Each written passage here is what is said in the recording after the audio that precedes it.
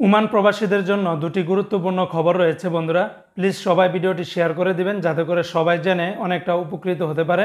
বিশেষ করে যারা ওমানের সালালা এবং তার আশেপাশের প্রবাসী আছেন, আপনাদের জন্য অতি জরুরি একটি খবর রয়েছে। এবং আমাদের মাস্কেটে বাংলাদেশ যে দূতাবাস রয়েছে সেখানে আপনারা যেই দিনটিতে যাবেন না, এই বিষয়ে বিস্তারিত সকল কিছু জানতে সম্পূর্ণ ভিডিওটি দেখার অনুরোধ রইল। তো শুরুতে আমি আপনাদেরকে জানিয়ে দিচ্ছি, যারা সালালা এবং তার আশেপাশে অঞ্চলগুলোতে আছেন, আপনারা জানেন গত কয়েকদিন আগে কিন্তু দূতাবাসের পক্ষ থেকে একটি বিজ্ঞপ্তি দিয়েছিল। সেখানে বলা হয়েছিল যে সালালাতে আগামী 10 এবং 12 এবং 13 তারিখে এই 3 দিন তারা কিন্তু সালালায় অবস্থান করবে। কিন্তু সেখানে তারা যেই স্থানটিতে অবস্থান করবে সেটার নাম কিন্তু অন্য একটি হলের নাম বলেছিল, মাসা হল।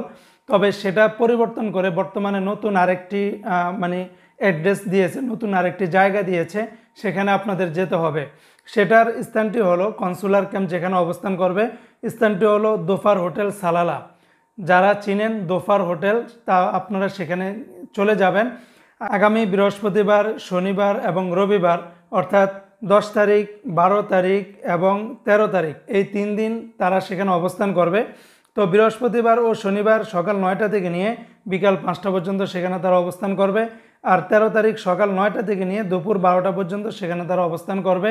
এই সময়ের ভিতরে আপনাদের যাদের পাসপোর্ট করার প্রয়োজন, যাদের এমআরপি পাসপোর্ট করার প্রয়োজন, যাদের অনলাইন জন্ম নিবন্ধন, এমনিভাবে দূতাবাস সংক্রান্ত যত ধরনের সেবাগুলি আছে, সকল ধরনের সেবাগুলি আপনারা সেখান থেকে পেয়ে যাবেন।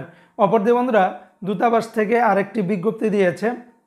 আপনারা দূতাবাসে যেই দিনটিতে যাবেন না, সেটা হলো আগামী রবিবার, অর্থাৎ আগামী 13ই অক্টোবর 2024 সাল রোজ রবিবার দূতাবাস সকল কার্যক্রম বন্ধ থাকবে, অর্থাৎ বন্ধ থাকবে দূতাবাস। তার মানে আগামী শুক্রবার, শনিবার, রবিবার টানা 3 দিন কিন্তু দূতাবাস বন্ধ থাকবে।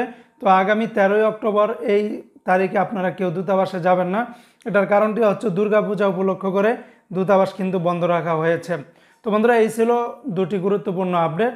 ইনশাআল্লাহ পরবর্তীতে আবার কোনো আপডেট নিয়ে হাজির হব। আসসালামু আলাইকুম রহমতুল্লাহ।